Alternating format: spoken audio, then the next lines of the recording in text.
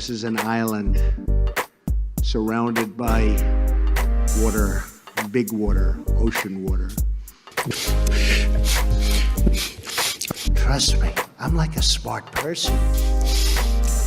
I'm very consistent. I'm a very stable genius. I had the best words. Tolerized. I know words. Mike Pounds. I hope they now go and take a look at the oranges of the investigation. But there's no better word than stupid. Anonymous, really anonymous. I'm very highly educated. One of the wettest we've ever seen from the standpoint of water.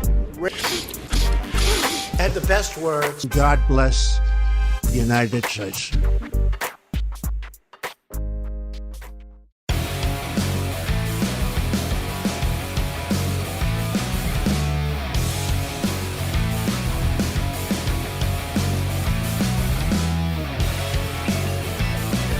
Shark NATO except for cookies.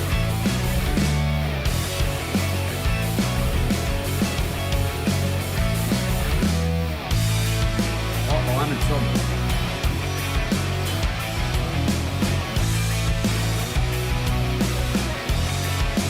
Amazing.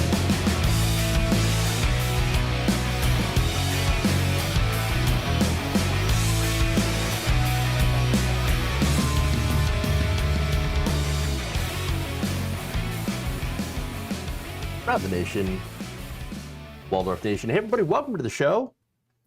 It's Friday. We got a good show for you guys today. So please like and share the stream as we go around the nation for the next roughly about an hour. That's usually how we go. So we got some great stories. We're, of course, going to talk about Donald Trump refusing to leave the White House, as somehow he still is. Will the man have to be dragged out kicking and screaming? Well, that is the question, isn't it? So I want to talk about that because that's fun. We also have stimulus updates. We are going to talk about, of course, how the American people feel about the current stimulus measures that are being debated in Congress right now. We also have a Republican representative that is, well, and that is, they're against checks. So again, it's super ridiculous. I'm going to talk about that. Giuliani's got a grift. And then we've got two studies that are, let's be honest, you know, they're not going to surprise you at all. But nonetheless, I feel like I want to talk about them because I feel it's really important to talk about both, you know, trickle-down economics as well as civil asset forfeiture. So those are things that are very important still and will continue to be important, especially in the as we go forward towards a Biden administration. So real important stuff.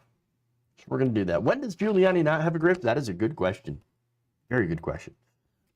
Yes, I am feeling a little bit better today. I do apologize for not being here yesterday. There are just some days that they hit you pretty hard. And so that was yesterday, but I'm feeling better today. Okay, anyway, let's move on. We got a lot of stuff to cover, but please like and share the stream if you haven't already, and let's get to it. All right. The days continue to count down until President Donald Trump has to leave office. Now, he could leave one or two ways. He could do, obviously, a peaceful transition of power, which he is currently not doing. And then, of course, afterwards, on January 20th, casually leave the White House and go, hey, you know, it was a good run. It was a good run. It was the greatest run, greatest president ever. Got the most done in one term. Well, you killed the most people in one term anyway. Over 300,000 Americans have died as a result of President Trump's botching of the coronavirus pandemic, but whatever. You know, you say potato, I say mass murderer. You know what I'm saying? But okay. And then, of course, here's the other way that he could leave. And this is according to aides, as well as advisors to the president. in a CNN report where it turns out that he might not leave on his own. He might have to get his ass dragged out. Fun. So now CNN does report that at first President Trump was privately coming to terms with his loss to President-elect Joe Biden, but now has reversed and dug in deeper, not only spreading misinformation about the election, but consuming it himself. Their word, of course, is ingesting, but nonetheless, I think it's the same thing, really. Rule number one, though, whatever you want to call it, don't get high off your own supply. And that's what's going on here. The levels of copium from the President of the United States, as well as some of his demented followers. I mean, it's just amazing. And it's like this weird feedback loop that's going on here. And of course, the Trump supporters don't want to, are like huffing like copium, oh, President Trump is going to win. He's going to get sworn in on January 20th. Joe Biden didn't actually win the election. And then now you have Donald Trump hearing all that, hearing Newsmax and OAN, and it's like, yeah, I'm not going to leave January 20th. Yeah, I'm not going to leave. Yeah, I'm going to stay right here. I'm president. And the reason, of course, is that he was egged on by advisors like Rudy Giuliani and Jenna Ellis, who are misleading Trump about the extent of voting irregularities and the prospects of a reversal. We're still talking about this. It's amazing. One advisor told CNN, quote, he's been fed so much misinformation that I think he actually thinks this thing was stolen from him. Yep. No, really? Donald Trump believing in nonsense conspiracy theories? No, say it ain't so. Now, remember, he loves conspiracies. You know it. Again, all the way going back to before he was president, he was like spreading the conspiracy theory that Obama was born in Kenya. Can you believe it? The article continues. Even the Electoral College formalizing Biden's win did not appear enough to shake Trump from his delusions of victory, but it is adding urgency to a push by several of his advisors to gently steer Trump towards reality. They have to steer him towards reality. He does not live in the reality-based world. He does not live in the world that you and I do. Now, Jesus Christ, I may not like Joe Biden, and I have made that very, very clear.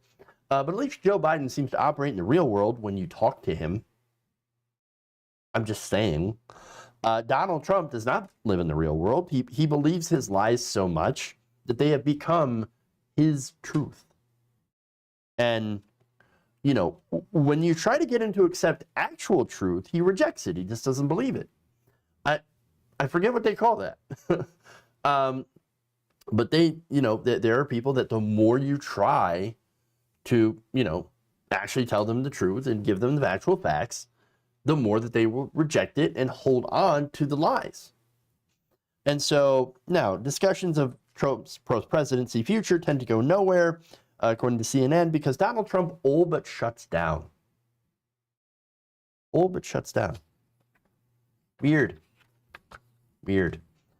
In his moments of deepest denial, Trump has even told some advisors that he will refuse to leave the White House on Inauguration Day, only to be walked down from the ledge. Oh, please do this. Do this, please. I will literally pop a bag of popcorn, okay, live on the air. Okay, I won't pop the popcorn live because it's going to be difficult to get the camera all the way down to the kitchen. But I will eat popcorn on the air while watching the video of Donald Trump being escorted out by Secret Service. And I will laugh my ass off. I will put that shit on loop. And it will be let me tell you what, it's going to be the best intro to 2021 ever that anyone could imagine. That said, of course, the possibility of this has alarmed some aides, but few believe Trump will actually follow through. Well, we don't know. In fact, here's a writer, Jonathan Chait, writes about this. To be perfectly clear about this, Trump 100% will leave the White House on Inauguration Day, if not well before. Are we doing this again? Is it? Okay, yes, he will leave one way or the other. Now, that said, is he going to have to be drug out or not? That really is the question. But here's what he writes, quote, even the scholars who expressed the deepest fears of Trump's intentions to undermine the system did not put credence in the possibility that he could defy the outcome by simply refusing to leave and doing a little pouty sit-in, which is what this would be. Okay. Squatting is not one of the tools in his authoritarian tool belt, Kate writes. But the fact that Trump thinks that's even a viable option suggests that he's engaged in more than a scheme to grift his supporters. He is drinking his own poisoned Kool-Aid. John and Kate, seriously, have you learned nothing? Honestly, again, if I've learned anything, it's to expect the unexpected from Donald Trump. I don't know which way he's going to go. Is it a grift? Absolutely. He is grifting his followers right now at this very moment. Again, you probably all either heard or saw the breakdown that I did, or of other news reports, or commentators that have also broke this down, to where the money that people have been giving Donald Trump, his supporters, to go for his quote-unquote election defense fund or whatever, to fund his lawsuits, mostly goes to like the RNC to pay off his campaign debts. It is a 100% grift. And so definitely. But as far as him literally getting holed out, oh, so good. It's possible. I don't know. Maybe I'm biased in the fact that I want it to happen too much because it would be fucking hilarious. But I don't know. Just the fact that we're having this conversation to begin with, that people are even considering this, just shows how insane the situation and the conversation has become. But such is 2020.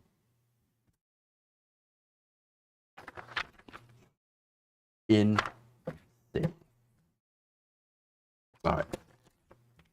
Moving on. Let's go into some stimulus stuff. I thought us lefties were supposed to be against forced evictions. Well, I mean, we can make exceptions here. Just saying. Not even Mar-a-Lago. Well, Mar-a-Lago, sure. But not even his neighbors in Palm Beach at Mar-a-Lago want him back. Like, ooh, no. Yeah, he totally signed an agreement that said that he can't do it, that he can't move back in and make Mar-a-Lago his home. And so I talked about that story, but like, come on. All right, anyway. Move on here. Oh, did Netanyahu win 2020? That sucked. Not good. Very bad. If only we could have a leftist Israeli leader. All right. Anyway.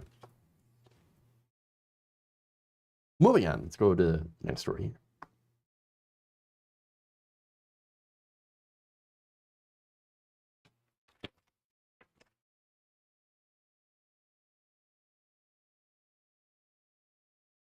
Right now, Congress is currently working on a so-called relief deal for coronavirus. Now, the details of what is actually in this deal are depressing, to say the least. Nonetheless, they keep saying, we're close to a deal, we're close to a deal. Now, this deal, of course, makes no one happy. I've talked about, of course, what either side is demanding. You've got Republicans that are pushing for, reduced unemployment benefits, asking for, the elimination of stimulus checks. They're asking for corporate liability. And of course, the Democrats are pushing for state aid, aid for local cities and states and things like that. And so nobody's asked what the American people want. Well, I mean, somebody just did ask that, actually. That's a poll. But nobody in Capitol Hill seems to quite, give a shit. But I'm going to talk about that anyway, because there is a poll that talks about this. Now, according to the latest Yahoo Finance Harris poll, it was about 2,000 people. The majority of Americans actually reject the the Republican demand for corporate liability and agree with $1,200 stimulus checks. So now, 2 in 3 Americans actually said that stimulus checks were the most important provision of the next relief deal, while fewer than 1 in 4 support the liability protection for corporations, and only 1 in 5 actually back student loan payment deferral. So we'll get to the student loan stuff later. However, this is interesting, right? People need money, and so people are in favor of stimulus. And they look at the coronavirus liability protection for corporations, and they're like, why? Why is that a priority for you when we are struggling? We need money right now. And look, they need money because they're 6 to 8 months behind in rent. People are going to food banks just to get by. And just recently, over 100,000 Americans just filed for unemployment. It is really bad out there. It's awful out there. And so people are hurt, they're frustrated, and they're wondering why the fuck Republicans are pushing for corporate liability. Well, I've explained that quite a bit. But look, to them, it's like, well, look, it doesn't make sense. It's not going to pay our rent. It's not going to put food on our table.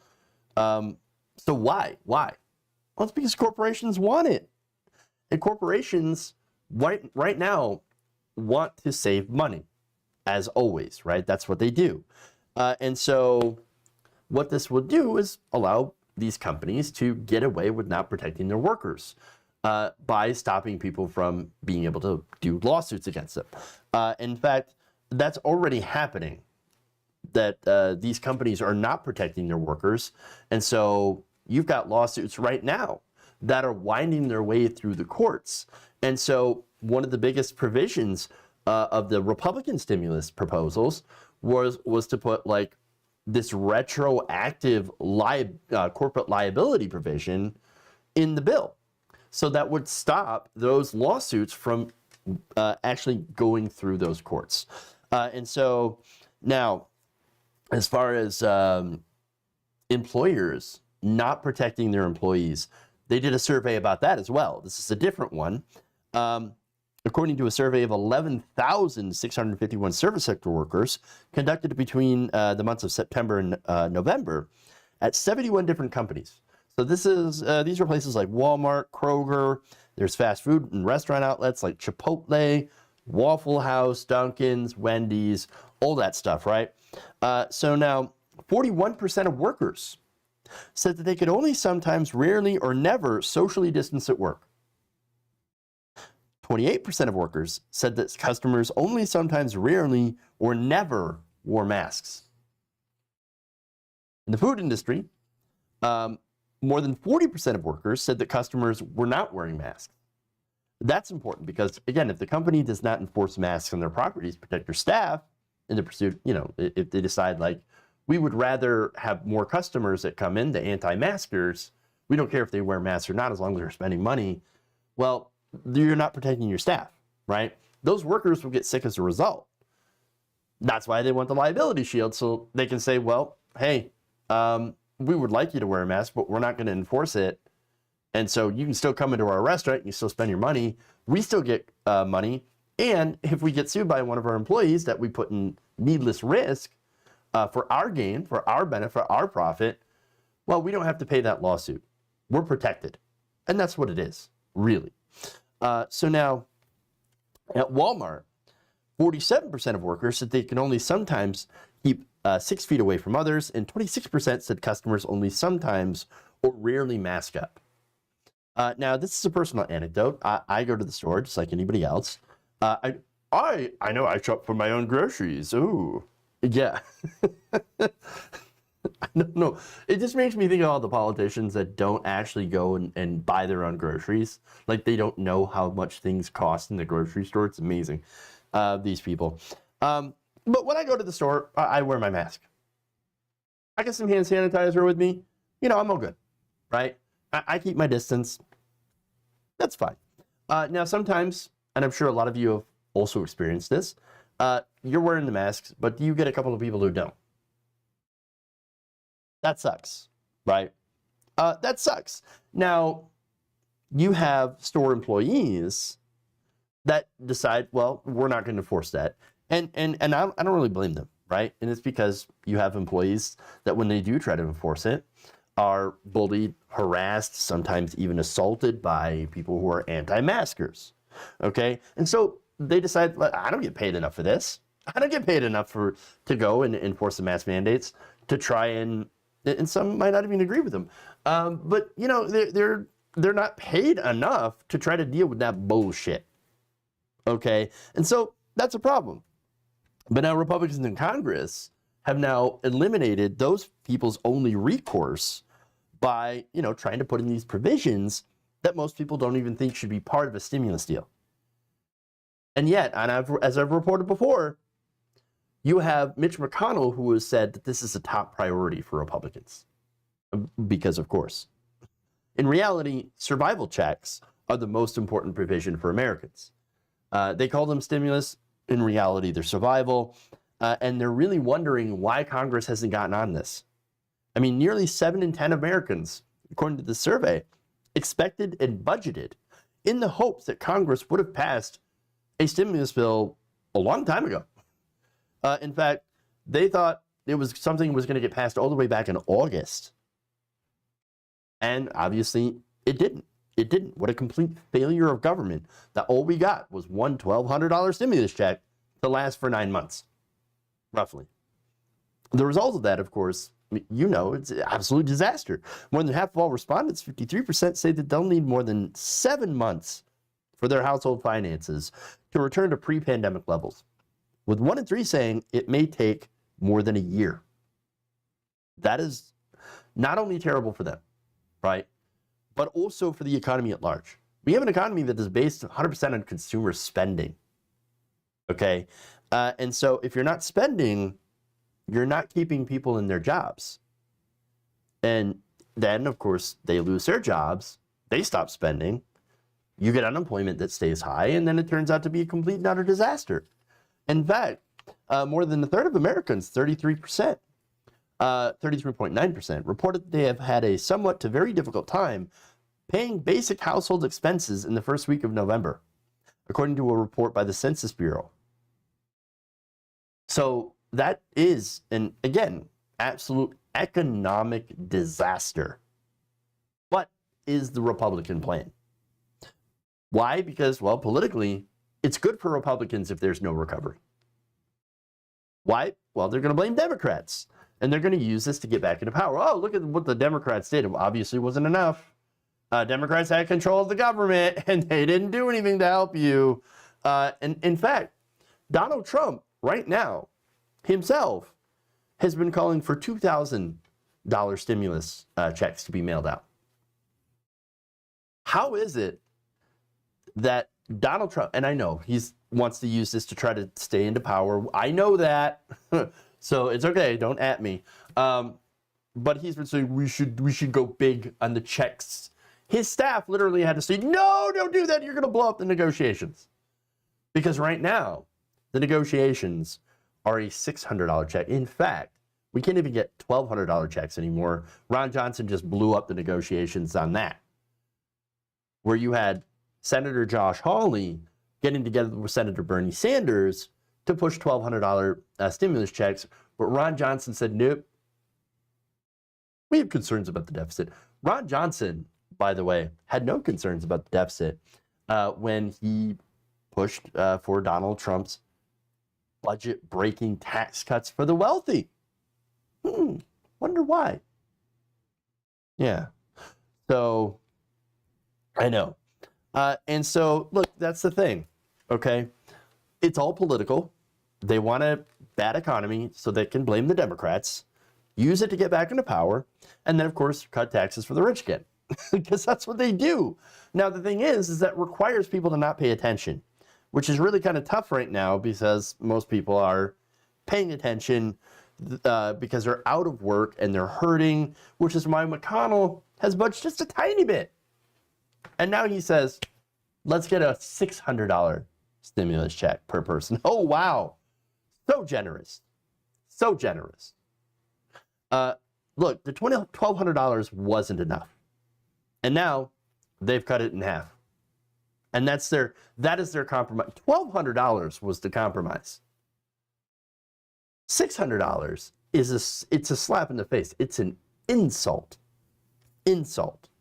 And by the way, they're saying that if you don't, if you get unemployment, which is slashed to about $300, well, then you don't get a stimulus. And of course, the reason that McConnell budged on this was entirely political, which of course maybe opens up an avenue for $1,200. Although, again, we got people like Ron Johnson that think, nope, $600 too much. All right. In fact, the New York Times explains why McConnell changed position. In a call on Wednesday afternoon, McConnell said that Senators Kelly Loeffler and David Perdue, who are both facing January runoffs that will determine which party controls the Senate, were getting hammered for Congress's failure to deliver more pandemic aid to struggling Americans, particularly the direct payments, and that enacting the measure could help them. Democrats, why are you not going out on the airwaves and hammering them on this? Again, the survival checks, as I just gave you in the polling, extremely popular. Okay? Again, Bernie Sanders and Josh Hawley, bipartisanship, news media, corporate media, you love bipartisanship, right? There's a good example of it right there. Okay? That's a good example. Why are they not utilizing Bernie? You should. You should. And again, you get to say bipartisanship. Look at Josh Hawley. He's a Republican, and he's in favor of $1,200 checks, survival checks. Can't even do that. It's a political winner, and yet Democrats are choosing to lose once again because that $600 check is not going to go far enough. And when the economy continues to tank, well, Republicans are going to say, look at what Democrats did. They didn't open up the economy like what we said. We told you that giving money to poor people wasn't going to work. And guess what? Didn't work. That's what it is. Democrats, you have leverage. Use it. When Donald Trump is to the left of you on an issue, not a good look. You should come back and say, no, we can do better. We can do a $2,000 a month UBI.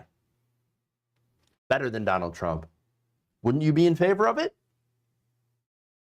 Most Americans apparently are. Do it. Be strong. The American people are counting on you. All right. We got more stimulus stuff. Oh, don't worry.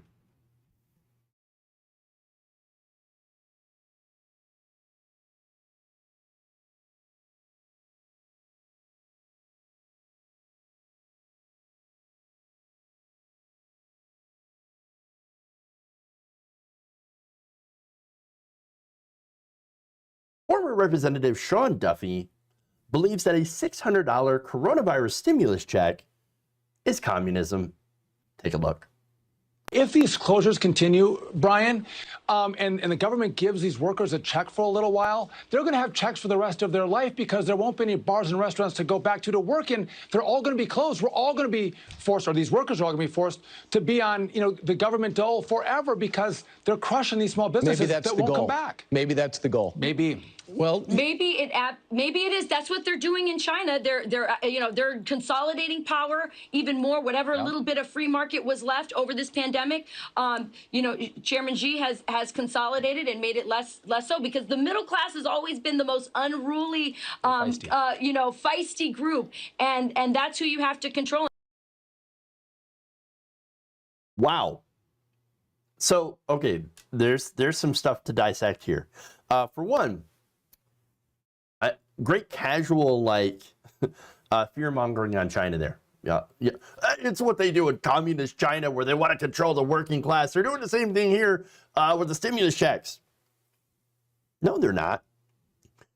Again, but no Fox News segment is complete without the boogeyman. This time it's China, of course, right? But substantively, the argument against the survival checks is trash. Simply put, if you're going to do a lockdown during a pandemic, which has killed over 300,000 Americans, which is why you would need to do a lockdown in the first place to control the virus, as right now we have it rampaging across the country, You have places that have 0% left in their hospital bed. There's no hospital beds left. So if you have coronavirus, or hell, if you even have a routine surgery that you need, you are not going to be able to get a hospital bed because these beds are full of coronavirus patients because Thanksgiving, 4th of July, MAGA rallies. I'm just saying that these are examples of times where Americans did not follow social distancing requirements. And then, of course, there's different reasons why they don't. For one, of course, there's the anti-maskers, the people that are like, it's my freedom to eat inside an Applebee's. And then, of course, there's a per server inside of Applebee's that has no choice whether to work or not. Yeah, they can't stay in their house. They got to work. They got to feed their families, feed themselves. They got to pay rent. They got to do all that stuff. So now they have to go in the Applebee's with like a hazmat suit. And of course, in a lot of places, these companies don't necessarily give their employees the tools that they need to be able to protect themselves from the virus either. And so you have that situation, okay? And so if you're going to do the lockdowns, which I think are necessary in some, fashion, you got to pay people. You got to pay people to stay home. And this is what they refuse to do, okay? The Republican position is, no, we will not pay you to stay home. In fact, we are going to give corporations liability so that you are forced to go to work. And then we're going to give you no money or very, very little money. And so suck on that. We're right back to the beginning. And that's it. Our position is, the progressive position is, the sensible position is, we are willing to do a temporary lockdown to help get control of the spread of the virus until the vaccine is widely available and until we can reach herd immunity, right? In exchange for us locking down and not going to work, because most Americans, we want to work, we want to provide for our families, we want to do all that stuff. In exchange, though, for doing the public good, we expect survival money. It's a very simple trade-off here, okay?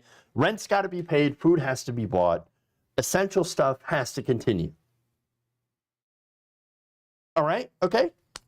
And by the way, all of this would be paid for by the taxes that we pay into the government for this kind of emergency. We all pay into taxes so that the government, when there's an issue, can take that money and redistribute it to the places where it's needed the most. Unfortunately, we do not live in that kind of world. Their position is, no, we're going to take your tax money and we're going to give it to corporations. No help for you, all of it to the corporations. And by the way, going to give those same corporations that we have just bailed out to the tune of billions and billions of dollars, companies that didn't need it, people who didn't need it, people that are buying cars and boats and all that stuff. Oh, come on. We're going to give that money to them, but not to you, because you're struggling, and you, by the way, should get your ass back to work, because I expect someone to serve me at Applebee's. Doesn't help that I'm hungry before the show. But look, their position is also, we don't care if you get coronavirus. We think you'll survive, and even if you don't, sad day for you, that's not my problem. And if you get medical conditions as a result of this, lifelong conditions, organ damage, well, that's okay. That just helps, the insurance companies, because they can charge you more.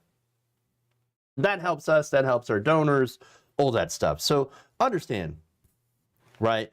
They say no health care, no unemployment, no state aid. We just want to give you corporate bailouts. That's it. So really, going back to Duffy for a second here, who's really on the dole, sir? Okay, corporations have been getting massive bailouts. They've been getting priority for everything. The CARES Act was a massive transfer of wealth to the corporations. Who's on the dole more? Those companies, or the guy who lost his job, is 6 months behind rent, and has to go to a food bank to feed his kids, and might get a $600 bailout check or survival check? I think it's pretty obvious, okay? That $600 per person is next to nothing. And I know some people will be like, well, it's for a family of four, it's $2,400. That's still not a lot. That is still way less than what we have given to giant corporations in the form of loans, which, by the way, they won't have to pay that. A lot of them won't. So I'm sorry, but this is ridiculous. Duffy's he's a dumb shit. I mean, he really, this outrage that he's bringing, oh, China! Oh, we're going to turn into communist China. Wow. Red baiting to the max, right? And really, it really shows you they're both disingenuous, because nobody thinks that this $600 stimulus check or survival check is going to lead to people being quote unquote on the dole for the rest of their lives. Because especially for the fact that people want to go out and spend money. It's just they're ready to spend money. They just have to have it. And we also have to have a situation where coronavirus is not raging. Okay? But it does show you how wealthy conservatives feel about the rest of us, the rest of Americans who are struggling as a result of this pandemic. That's not good. All right. All right, let's move on. You want the Rudy grift? We're here for the Rudy grift. Let's do it.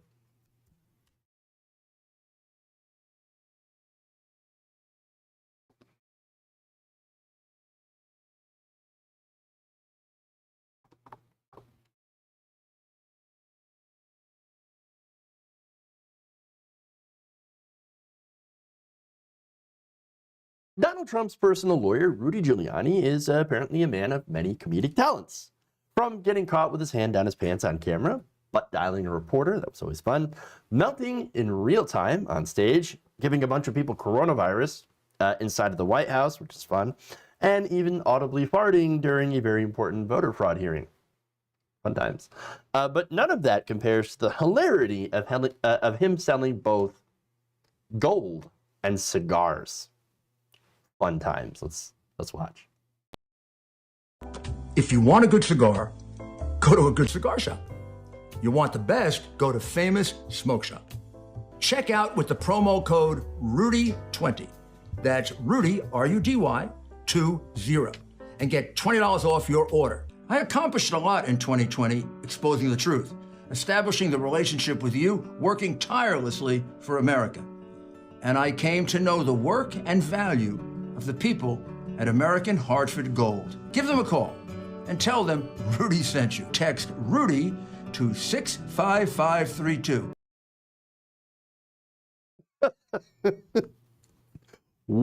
Holy shit. That is awesome. Is there any grift that right-wingers will not attempt to try? I mean, okay, I've talked about this before, right? I've talked about Jim Baker and his gross, disgusting, end-of-the-world apocalypse food buckets. A lot of you are newer viewers, okay? But I'm sure some of you who are watching in the live stream right now, you remember the food buckets. You remember Jim Baker. And that nasty-ass macaroni and cheese. You know what I'm talking about, right? So that's one grift. Like, oh, the end of the world is coming, so buy my food buckets for $59.99.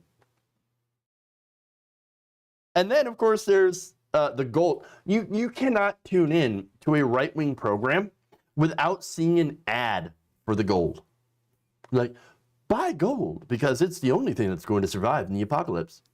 Hey, is there a theme here? Like end of the world, social unrest, this is why you need these products? Weird.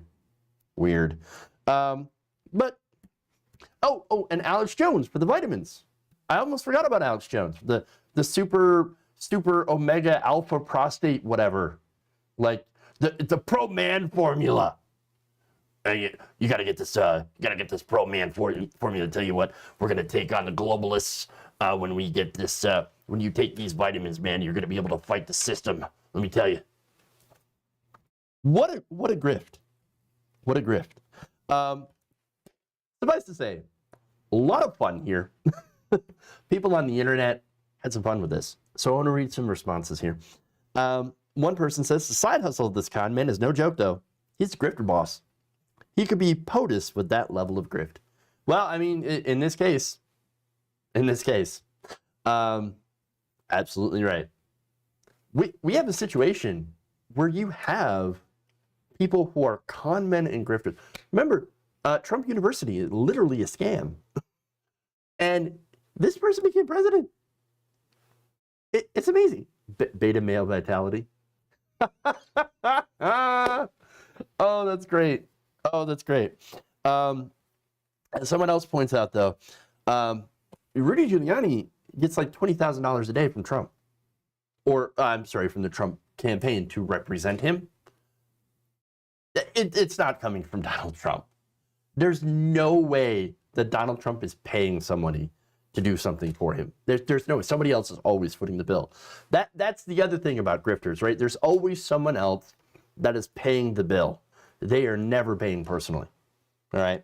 So there's that. But she says, I guess his $20K per day legal fee isn't enough.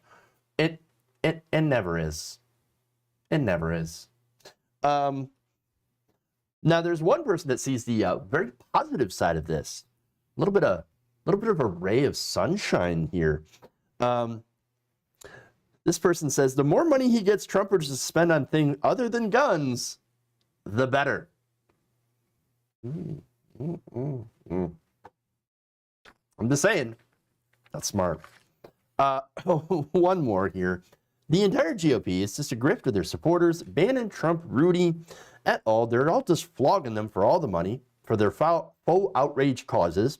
The wall, which raised a significant amount of money and didn't amount to anything.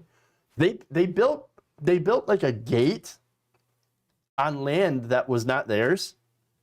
And so they're like, well, you can't close the gate. You didn't get the proper stuff, the proper clearances. And so we're not going to allow you to close that gate.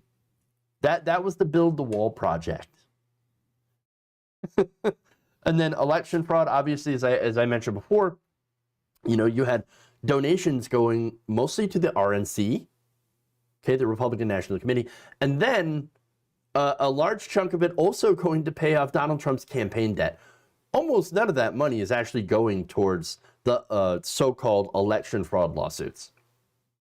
It's just all redirecting to, different things and not actually, but again, they don't care because they're giving up their money freely and they're saying, here, just take it all. They're shoveling all their money towards people like Donald Trump and Rudy Giuliani. It's insane. It's insane. But again, that tweet continues saying, when viewed it that way, it's all pretty simple, but oh so shameful what they're doing. It is. But, look, there's a long history of grifting older people, and generally that tends to be the easiest people to grift, from what I've seen.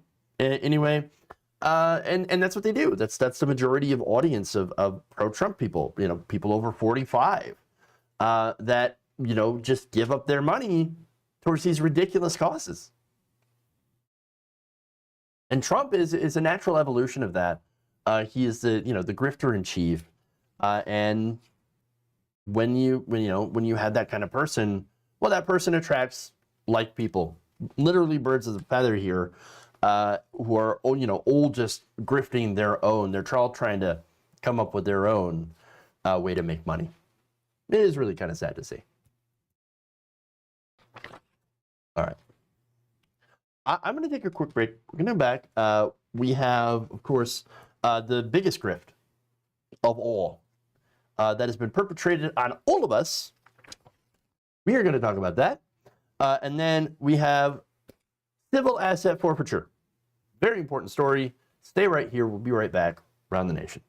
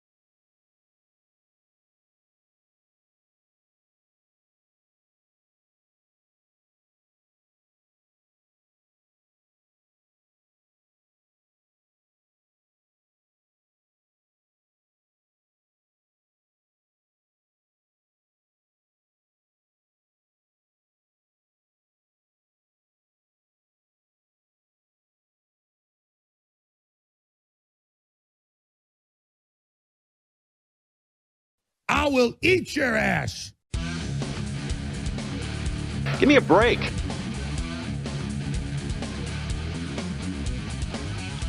Why? You're getting nervous, man. Oh, well, I'm sorry.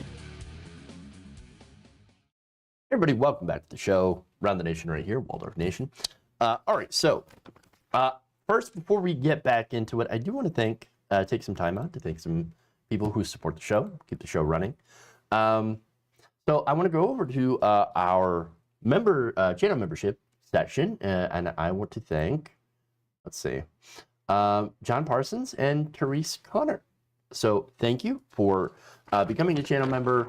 That's how you can support the show, keep us going, keep us running, and of course expanding. So thank you for that. Going over to Patreon, it's Jeff Waldorf. That was the old URL. I want to thank Soyborn and Robin Little. So thank you for signing up for that. That's funny. Over on Twitch here. Thank you, everybody, for joining on Twitch as well and watching the show. Much appreciated. A lot of stuff I'm having to approve here over.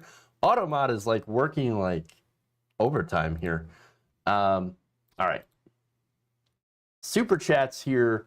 Mark Davis says, do not wish for Trump to be dragged out.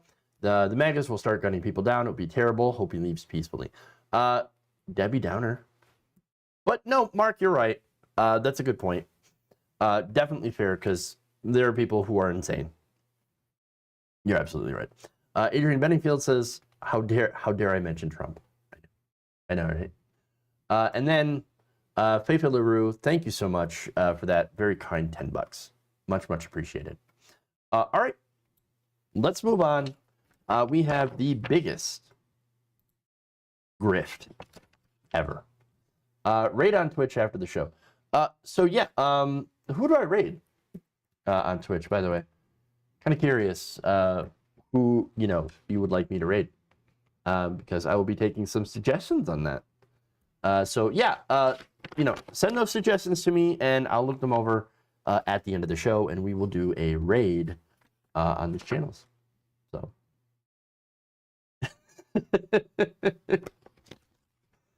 All right. Let's do it.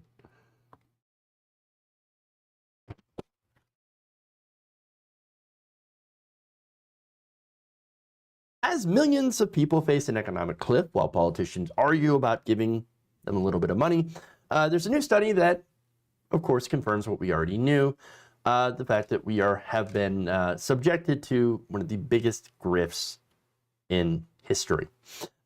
It turns out that grift is the idea that giving rich people tax cuts somehow helps the economy, which it doesn't. Of course. So now this is a new study that's out that confirms, again, what we have already seen, what we have already knew about this entire thing, how the economy works. And so let me get into the details of that for those of you who might not know this, for those who are conservative, who think that, that there may be some merits to cutting taxes for corporations and the rich. And so we'll do that. Now, the study that I'm referencing, the new study, looked at about 50 years of tax data. Now, that's important. It's a pretty long period of time. It's actually around the time which Ronald Reagan started the modern trend of cutting taxes massively for the rich. And so at about the 70s, we still had a fairly high tax rate for wealthy people. And then Ronald Reagan gets into office and he starts cutting taxes, and then he raises them, and then he cuts them, and then he raises them, and he cuts them. It was a roller coaster. And of course, the result of that is not good. So again, this is pretty comprehensive. This looked at more than just America, of course, because America is not the only place that's been flirting with neoliberalism. It's just that we've been doing it at such a level now that we have become an incredibly unequal country. So the result is that inequality. Now, the paper written by David Hope of the London School of Economics and Julian Lindbergh of King's College London found that the tax cuts for the rich in 18 different countries, predominantly benefited the wealthy. Because, of course it did. I mean, honestly, that's the biggest no shit, no duh, of course I've ever seen. Then again, for those of you who are not familiar with this, with the concept, with the idea, you might be like, oh, wait, so the whole idea is to cut taxes for the rich. And then that will somehow allow rich people to invest in the economy and somehow make the economy better because that wealth is supposed to trickle down. Okay? So now, their analysis, however, found that is not the case. They found strong evidence that cutting taxes on the rich increases income inequality, but has zero impact on growth or unemployment in the short or long term. So it just doesn't do anything other than make rich people richer. After major tax cuts for the rich were introduced, the top 1% share of pre-tax national income increased by almost 1 percentage point. So, and then that's it. That's the only effect. That's the only impact. Benefits only the rich, doesn't benefit anyone else. If only people would have been listening to the thing that we've been telling them for decades about this, that no, it doesn't work. It only makes rich people richer. It doesn't help the economy. It doesn't create jobs. It doesn't do any of that. But the reason, of course, people don't, or at least politicians don't, is, of course, you have massive amounts of lobbying. That lobbying, of course, is also goes hand in hand with like these think tanks that will trick Republican voters into supporting this. And this propaganda is paid in part by the money that would have ironically been paid in taxes to make these garbage arguments like, well, wealthy people will put in more hours and effort at work, which would boost productivity and economic activity. Now, the reality is, of course, that they just buy bigger yachts and take longer vacations. You know, they would do the stuff that most of us would probably do. Take more time off and get nicer things. You know, if we were rich. Now, another nonsensical argument that they make is that tax cuts would allow wealthy people to invest more of their money, and that somehow will benefit the economy. Except that, of course, we have seen that doesn't happen because we have 50 years of data that proves that that's not true. In reality, what they do is they buy back their own stocks, they pay themselves massive bonuses, which will inflate the net worth of their companies without actually changing the company whatsoever, without actually hiring more people, without actually creating more jobs. In fact, Hope and Limmer's results were in line with another paper back in 2014, published in the American Economic Journal, that showed that lower taxes for the rich actually caused higher earners to seek pay raises. In fact, here's what they said. Cutting taxes on the rich increases top income shares, but has little effect on economic performance. Now, the result of this, again, no duh, no shit. Let's talk about what we should do about this, okay? We should have a wealth tax. Simple as that. Wealth tax. And understand that it's not a punishment for being wealthy, for amassing wealth. It's almost like, I mean, you got to look at it like in different ways, okay? It's almost like shearing a sheep. And that's probably a really weird comparison, but it's like weirdly the first thing that comes to mind. Because look, you need the wool, just like the rest of the working class needs money. The sheep does not need that wool, at least not that much of it, okay? Because if you let it grow too much, it becomes a detriment to the sheep. And so you need to kind of shear them once in a while, okay? Or maybe something better, a better analogy to this is maybe making something that is top heavy, not as top heavy, okay? Because if you have something that's standing up, that is too heavy at the top, what is it going to do? It's going to fall over. That's it. Now, you don't want that thing to fall over if the thing is the economy. And we have seen this happen way, way too many. Yeah, as somebody up on Twitch says, many breeds of sheep aren't able to shed their wool on their own, so they need humans to shear them. That's kind of how this works a little bit. So maybe it's not a bad analogy after all. There's that. And then, of course, you know, as I said, there's the top-heavy example where what you need like a kind of like, I guess it's kind of like a pyramid, right? Well, if you flip it, which is what we've done in giving all that wealth to the top, which is really, really big, it's going to fall over. That's not good. And so understand, like, and let me give you some numbers to this, okay? The top 1% of Americans have a combined net worth of 30.4% of all household wealth in the U.S. 30.4%. The bottom 50% of the population just holds $2.1 trillion, or about 1.9% of all the wealth. So we are incredibly top heavy. We are an inverted pyramid. And so we need to fix that, or else the whole system is going to fall over. And so you've got to tax the rich. You've got to tax the rich. And because it's better for the society, it's better for the rich, right? Now you might think, wait, how is taking more of their money better for the rich? Okay, well, we've got all the normal arguments that, you know, are a little wonky, but again, put it simply, like, it makes society better. Rich people exist inside of society, so it helps if you have governments that can provide good infrastructure, clean water, safe roads, etc., things like that. But maybe we should kind of boil it down to a more of a simple argument, right? And maybe just say this, because rich people aren't worried about how society, not all of them, they're the patriotic millionaires, obviously, but there are people that who are wealthy that are not concerned about the well-being of society around them. They only look out for themselves. Well, okay, for them, I offer them this. Think of paying your taxes as insurance. Insurance, you ask? Well, insurance against what? Against us, against the pitchforks. Because if you allow the situation to continue, that's what you're going to get, the pitchforks. It has happened before. We've seen it happen before. And it's getting to the point where we're about due. So if you don't want the pitchforks, you might want to pitch in.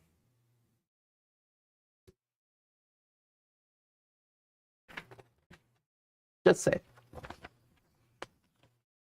Insurance. All right.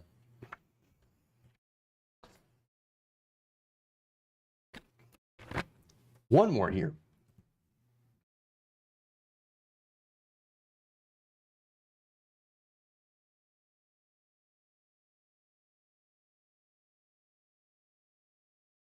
Going long today.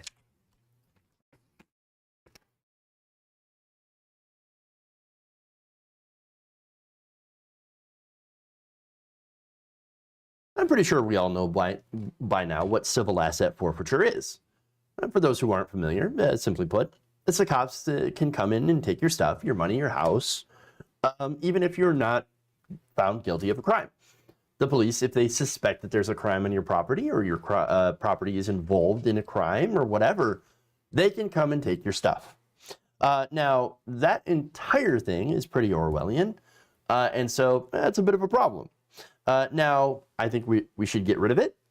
We shouldn't have civil asset forfeiture, and there's, it's a pretty big lefty position, and it's also a position in the libertarian right. So that's interesting. And that's actually a good thing. That's something that we can actually work together with some members of the, for example, libertarian movement in order to do, right? So now some places have actually done that. For example, New Mexico. New Mexico actually passed a law on this. And now you have politicians that I don't normally agree with, people like Rand Paul or Justin Amash, who are in favor of getting rid of this thing. In fact, Amash just put forward legislation to try to ban it nationally, which is great. Now the cops absolutely hate it. Going back to New Mexico here, they passed back in 2015, unanimously, by the way, a bill to end just about all forms of civil asset forfeiture. Of course, there's a little bit of a caveat in that, but for the most part, they've essentially banned this. Now, as a response, prosecutors and sheriffs raged. They melted down. Eliminating civil forfeiture, they argued, would, in their words, hand the bad guys a win and put the public safety at risk. In fact, here's Ken Christensen, chair of the State Sheriff's Association, saying this, quote, "You'll get less law enforcement," who noted, by the way, that police departments use forfeiture to help fund their budgets. Now, I'm going to do a breakdown of this later on in the story, near the end of the story, to show you where that money actually goes. But first, really, that's interesting, right? Less law enforcement, really, because it feels like now, especially in the wake of Black Lives Matter protests, that the cops have been policing the shit out of everyone quite effectively. So I don't know. I don't really believe it. Okay. More nonsensical arguments here from the cops, right? Criminal organizations will grow richer and more powerful. The end result is the cartels are going to ramp up their money laundering and cash exchanges in the state of New Mexico tenfold. Well, you know what would put a stop to that? If you decriminalize drugs. Portugal did it. There are states that have done that as well. And they've been incredibly effective. And again, New Mexico did this. But here's the thing. Here's why cops are against this. Cops want easy drug busts. They do. It's easy, and then they get money. Drug offenders are actually less likely to be violent in prison, especially for things like marijuana. It's really easy money for them. They can steal your stuff. Anything that they consider could be involved with dealing or drug crimes, they can take. And people, and I'll give you the numbers on this too, they don't often fight back. So now, private prisons also are part of this equation. They make a nice chunk of cash by imprisoning people who are nonviolent drug offenders. And they get tons and tons of money from the state. And so there's all that. But I feel like I've gotten ahead of myself. Let's get to the end result, right? The end result in New Mexico, after they passed this ban, well, it was not doom and gloom. Let's just say that, okay? According to a new study published on Tuesday by the Institute for Justice, the predicted rise in crime and drop in arrests did not materialize in New Mexico. In fact, this is based on FBI data. Arrest and offense rates in New Mexico remained essentially flat before and after the 2015 law went into effect. Now, that is, of course, based on an examination of crime overall, as well as drug possession, drug sales, and driving under the influence. So you basically had no change. Arrest and offense rates were also consistent with trends in the states of Colorado and Texas. Interesting. What's more is that the argument that civil forfeitures are key to cutting off the flow of millions of dollars to major, for example, organizations, criminal enterprises, people who are doing fraud, etc., that is also false. Because the money that is recouped from these civil asset forfeitures is actually fairly small. It is not in the millions and millions of dollars. It's actually not even in the tens of thousands of dollars. Like $1,000. In fact, the median forfeiture averaged about $1,276 across the 21 states where you had usable data that was attainable. Because there are some states that have decided not to give up their data. Interesting.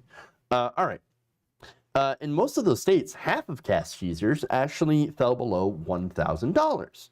In Michigan, for example, half of all civil forfeitures of currency were actually worth less than $423. And in Pennsylvania, the median value was about $369. Now, the analysis, of course, was limited to currency seizures, so it's just basically cash, and doesn't actually go into like how much they made from homes or how much they made from, possessing cars, things like that. And the reason, of course, is pretty simple, is because the appraisal for those is pretty subjective, okay? And so you can't be reliable, but based on that, but you get the point. It's generally actually fairly small, into the thousands of dollars at most. You're not taking down giant multi-million-dollar drug cartels with this, okay, with civil asset forfeiture. You're just not. Most likely you're going to take down the guy who enjoys smoking a blunt after getting done with a really stressful shift at McDonald's. That's what's going on. And honestly, the data bears this out. It's most often used to target working class people. And let's be honest, working class minorities are the ones affected the most. According to ProPublica, Civil forfeiture is often used to target ordinary people stopped for minor infractions. For example, traffic violations. You get stopped for, a light maybe is out, and then the officer's like, oh, I smell weed in this car. Better take your car. That's what they can do. And so, they can take your car, and then you got to fight to get it back. In fact, police officers have seized people's cars after finding small amounts of marijuana, or when a drug-sniffing dog indicated that drugs were once present in your car. And of course, police have also targeted people's homes as well, and have taken those. Back in 2013, ProPublica reported on how prosecutors in Philadelphia sought to seize the houses of often lower-income residents simply because a child or other relative had ended up selling small amounts of drugs while living there, unbeknownst, of course, to the owners. Uh-oh, I'm in trouble. And there's more, right? Some of the families of these homes that were stolen ended up spending years in court and tens of thousands of dollars just to try to get their house back.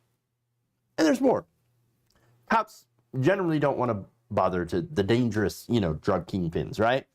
They're incentivized to target lower dollar seizures because they are not worth challenging in court. The cost of hiring a lawyer and sometimes filing court fees may well exceed the amount of money that is at issue. So, if the cops come and take $1,000 or take a car that's worth $1,500, right? Because they might have smelled weed in it, even though there wasn't any drugs in it, or whatever, okay? It takes far more money to go and challenge that in court to get your stuff back. And so they just got a free car off you, which they'll go and they'll, maybe sell it off, auction it, and pocket the cash, okay? And so that's what they do. In fact, speaking of what they do with the money, well, here's how they spend that money. Breakdown.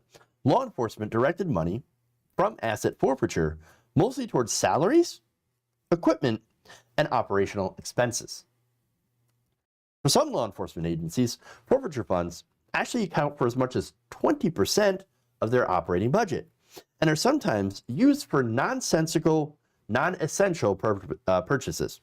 For example, a police department in Georgia once spent $227,000 on an armored personnel carrier. Yes, that's right.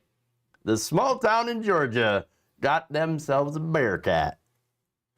And why do they need a Bearcat? Why? Because they thought it was fucking cool.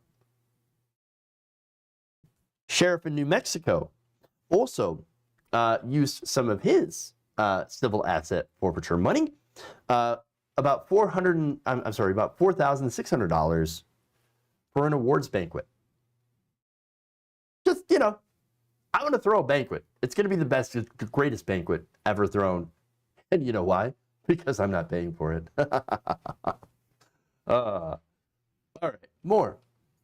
In another recent case, a suburban Atlanta sheriff spent $70,000 of civil asset forfeiture money on a Dodge Charger Hellcat. That is a muscle car that he uses solely to drive back and forth to work.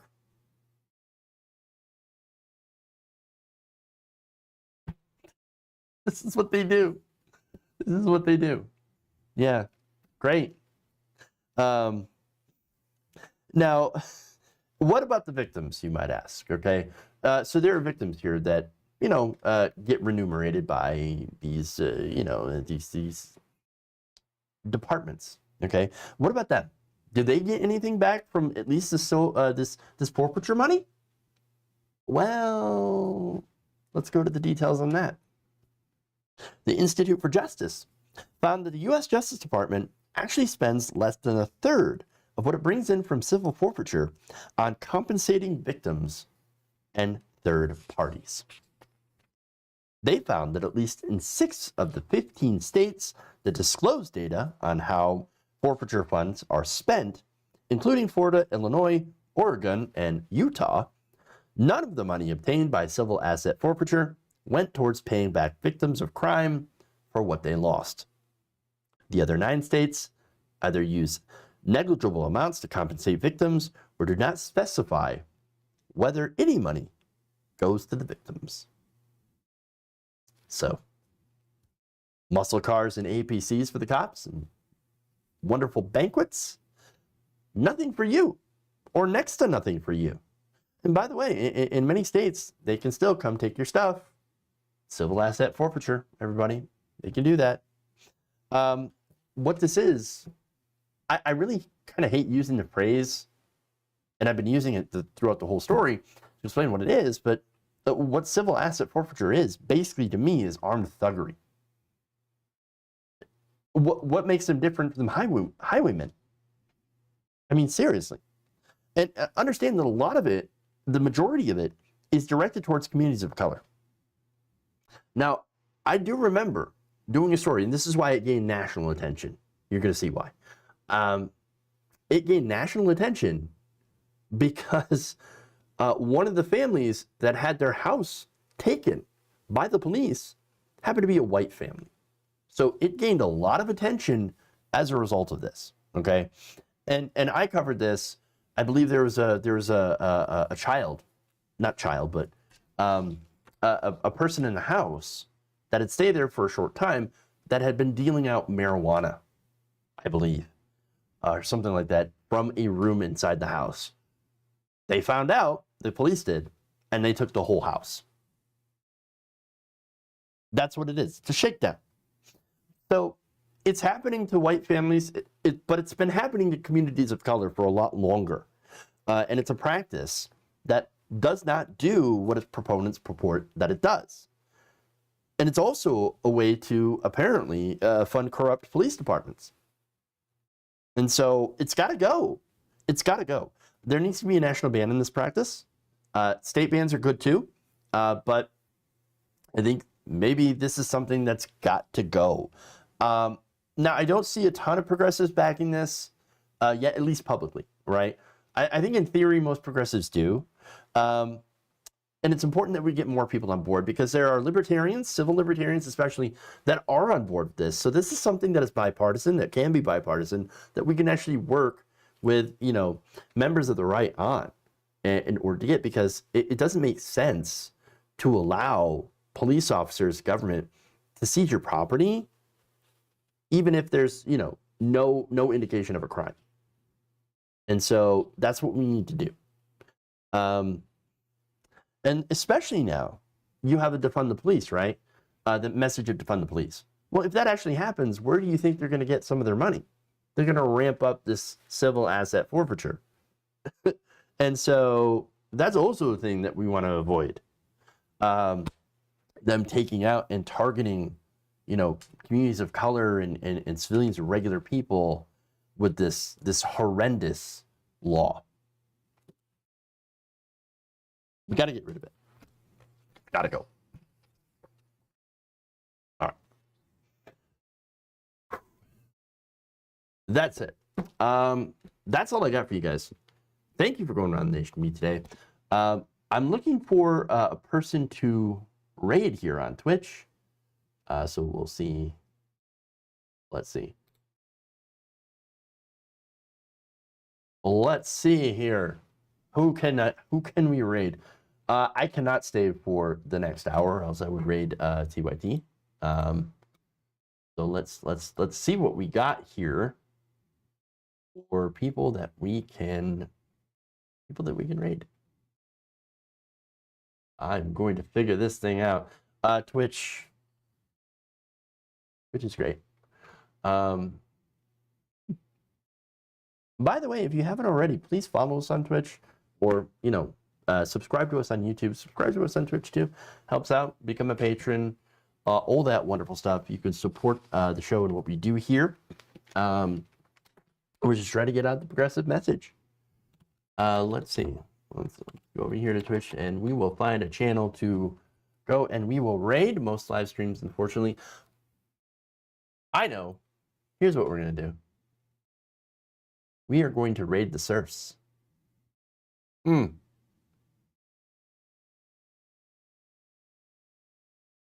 here we go. We are going to raid the serfs. Lance, great guy. So check them out and we will see you all later on around the nation.